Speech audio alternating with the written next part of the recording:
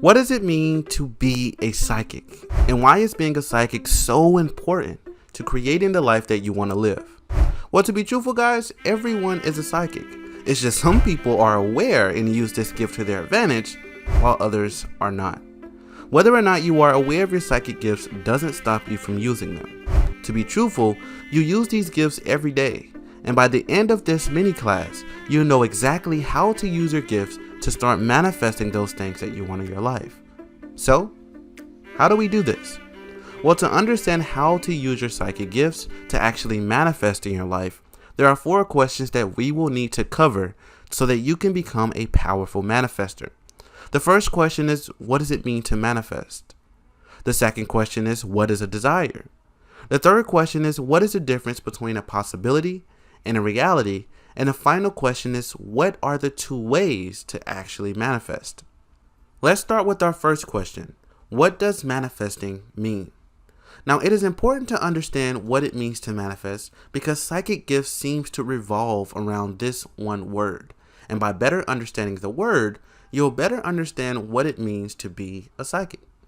You see, the definition of the word manifest is to make a clear appearance or to bring something into being. Now, I want to stop right here so that I can make something very clear to those that are watching. Notice that the definition of manifesting clearly states to make a clear appearance or to bring something into being. Now, what this implies is that what you are manifesting or what you are bringing into being or what you are making appear wasn't already there in the first place. You see, there is no need to make a tablecloth appear on a table if it's already there. To manifest means to bring something that wasn't already there into being. Now, I know you may be thinking, duh, Jay, that only makes sense, but I wanted to really clarify that. You see, we all have this ability to create or to bring things into being, and we use it every single day. Now, I know you may be thinking, well, it's great to actually have this ability, Jay, but what exactly are we bringing into being, and why exactly do we even need to manifest in the first place? Now, that is a good question, and the answer to that question, what you will be bringing into being, is one word: desire. You see, you will be bringing your desires into being. You are here to manifest your desires. But what exactly is a desire in the first place? This leads us into our next question that we'll be answering today. You see, I want you to know that desires work hand in hand with manifesting. We all have things in our life that life has caused us to desire, whether it's more money, a better relationship with yourself, or even a new house for that matter. All of these things are reasonable desires. You see, a desire is created when you begin to look around and notice that the life that you have been living doesn't match or doesn't line up with the life that you want to live. Now, although when you realize something like this, although it creates a desire, it can also create a little bit of dissatisfaction with your life. And that dissatisfaction can easily lead into depression, anxiety, or any other form of dissatisfied thoughts or emotion. But there's no need to feel this way because this is where your power to manifest comes in. You see, if you had no power to manifest, you will have no power to change the life that you are living. You see, you have the power to manifest or to bring a new life into being that does match the life that you desire to live. And this is the definition of manifesting. So the answer to the question, what are desires, is your desires are here to inform you on what you want to manifest in your life so that you can. If you didn't know what you wanted to manifest, then even if you had this power, you will have nothing to do with it. So that is why your desires and manifesting work hand in hand.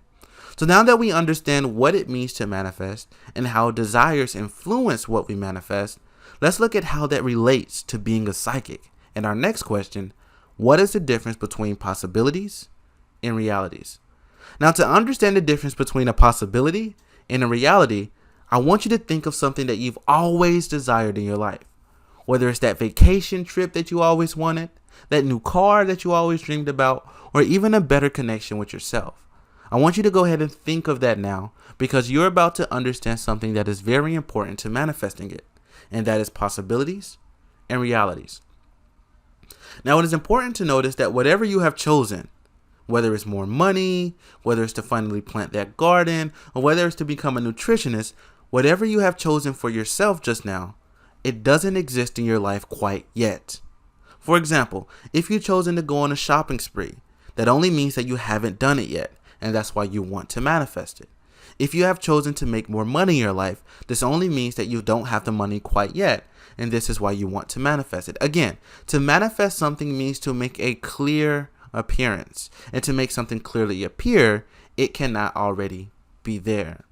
So when you are manifesting, you are always manifesting something that isn't already there, and that is the definition of your desires, and that is why your desires are there.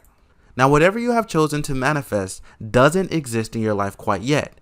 And when something doesn't exist in your life quite yet, this is called a possibility, which means, yes, it is possible for you to manifest this, but it hasn't manifested in your life quite yet. So it is only a possibility. Now, listen closely here, because whenever you do actually manifest it, it goes from being a possibility into a reality. Now, I want us to understand and really lock in that possibilities are just our desires in life that hasn't manifested yet. And a reality is a life where our possibility has manifested. For example, if you are at home and you are thinking about making more money, you are only looking at the possibility of what you want to manifest. And when you actually go out and make that extra money and it's in your hand and you can actually spend it, you are now living in a reality where your desires has manifested. Moral of the story is, a possibility hasn't manifested, and a reality is a life where it has. Got it? Great. So now that you have your desire and you understand possibilities and realities, let's look at our final question. What are the two ways to manifest? So now that you have your desires, there are two ways to go about manifesting your possibility. You can go the linear way, or you can go the psychic way. Now, those who are not aware of their psychic gifts will always choose to manifest from a linear way. And those who are aware of their psychic gifts will always choose to manifest from a psychic way. Now, both the linear and the psychic way of manifesting starts with the same three questions, which are 1, what do I desire? 2, is this desire possible? And 3, what must I do to receive my desire? Now, both of these ways are great at manifesting, but there is only one way that will allow you to manifest quickly and easily. So let's look at both ways, starting with the linear way. And let's take my friend John, for example. John has chosen to manifest more money in his life. So now that he has done this, he must begin asking himself the 3 questions. The first question that John asks himself is, what is my desire? John decided that his desire is to manifest $5,000. The second question that John asked himself is this desire possible? John then pulled out a piece of paper and listed 3 reasons to himself of why this desire is possible. The first reason that John listed was 1, that he has a bank account that is open and able to receive the $5,000. So he's definitely able to receive the extra money. The second reason that John listed was that he is open to performing services or any other ways to receive this $5,000. So he's definitely open to receiving it. And the third and final reason that he's listed was that he has a debit card that will allow him to access and spend the $5,000. Now, with these 3 reasons listed, John knows that his reality is, in fact, possible. John's next question is, what must I do to receive this $5,000 and actually make it into a reality? Now, this is where those who are manifesting from a linear way run into a brick wall. Because to tell you the truth, it is impossible for someone to know this answer for sure. To know exactly what you must do to manifest your desire means you must be able to know the future, which none of us truly know, and those who try to manifest from a linear way knows this as well. And this is where they begin to hit a brick wall. Because yes, they know that the reality of their possibility exists. I mean, John made a list that's saying all the reasons why it's possible. But he has no idea how to actually manifest that possibility into a reality. So what do? Well, some people go into prayer in the idea that they must ask something higher than themselves that does know this answer and does know the future to, rig it in their favor. While others may try the trial and error method, trying many different ways to see which one works. But either way you choose, when trying to manifest from a linear perspective, there will always be an underlying thought that says, I don't know what to do next. And that not knowing is what creates anxiety, fear, doubt, and worry, and end up potentially ruining your manifestations altogether. Now, I know you must be thinking, well, Jay, what makes a linear perspective so linear in the first place? I mean, all John did so far was make a list of reasons of why it's possible. How does that make him a linear manifester? Well, what makes a linear perspective so linear? It's the idea that you must make your manifestations come true, that you are the one responsible for manifesting your possibility. You see, a true linear manifester thinks in terms of X plus Y equals Z. X being the possibility of their manifestation existing, and Z being the manifestation of that possibility, while Y being the action or what they must do to receive their manifestation. So in simple terms, a linear manifester is always asking themselves, since my possibility exists, X, what must I do, Y, to receive my manifestation, Z? You see, a linear manifester is always asking themselves, since my possibility exists, what must I do to receive my manifestation? Now, this is a difficult place to be in, because since they feel that they need to do something or they need to know something before they're able to receive their manifestation, they are also telling themselves that I must know what to do before it's even possible to receive my manifestation. And because they can never truly know what to do next because no one can see the future, this creates a wall between them doing and them receiving, which ultimately blocks their manifestation entirely. Now, there are some people who are great at manifesting this way, but there's an easier way, and there's a way around this problem, and that is the psychic way. Now, let's take John again, and just like we did before, John has decided to manifest more money in his life. Just as the linear manifester would, John asks himself 3 questions. The same 3 questions that you will always need to ask yourself no matter which way you choose to manifest, which is 1, what do I desire? 2, is this desire possible? And 3, what must I do to receive my desire? After John asked himself these 3 questions, John came up with the same 3 answers. Just as he did before, he decided that he desired $5,000. He then went and listed the same 3 reasons for it being possible. And finally, he asked himself the last question, which is, what must I do to receive this $5,000 and manifest it into a reality? Now, this is where John answers differently. You see, John is no longer thinking in a linear way, but he is now using his psychic gifts.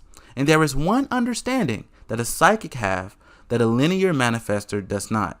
And that is a knowing that is multidimensional instead of a perspective that is linear. Now, before you get confused by the word multidimensional, being multidimensional simply means that a psychic doesn't think in terms of X plus Y equals Z. You see, because a psychic isn't thinking in that term, a psychic isn't always asking themselves, since it is possible to receive my manifestation, what must I do to receive it? You see, a psychic isn't always asking themselves that question. You see, to be truthful, a psychic doesn't think about it at all, but a psychic knows. You see, a psychic has a knowing that says X equals Z and Y. Now, what this simply means is a psychic knows because it is possible to receive this $5,000, the reality where I have already received it must exist as well. And because that reality already exists, I have already done the things I needed to do to receive it. You see, because a psychic knows this, instead of trying to manifest the $5,000 by doing something like a linear manifester would, a psychic connects with the version of themselves that is already living in the reality where the $5,000 exists. You see, because that reality already exists, there is nothing that a psychic needs to do to create it. All the psychic must do is find out what they did to enter into that reality. And who is better to ask than the version of themselves that has already did it? Now, in conclusion, it is safe to say that a linear manifester does this as well. I mean, as I stated earlier, we all are using our psychic gifts, whether we know it or not. We have all prayed and received a miracle answer to our prayer, or tried something for the very first time and it worked out in our favor, or felt a nudge that we just should be taking this action and it ended up being a blessing. But because the linear manifester doesn't know that they're using their psychic gifts, they think that they're just lucky or being favored by some magical being that simply can or cannot give them what they want. This puts you out of your power, giving your power to manifest to someone else, letting something outside of you dictate whether you can or cannot create the life you want to live, never truly realizing your ability or your power to manifest your future. You see, a true psychic manifests as a way of life, every day honing their ability to create their future. Now, I know you may be thinking, well, how do I establish this connection with the version of myself that is already living the life I want to live? And once this connection is established, how do I know that I'm actually receiving guidance? These are all excellent questions, and these are all beautiful topics that we will be covering in a future class. See you soon. If you are new to the School of Ascension, the School of Ascension is here to help you become a powerful manifester. And this is how we do it. Each week we release a live mini class covering topics that is voted for by our community. We then release a pick a card reading every other week chosen by our community. And finally, we host a live podcast each and every week. This is where you can come talk, collab on projects, and meet other creators just like you. Be sure you follow our page to join our community so that you can vote and stay up to date for each release.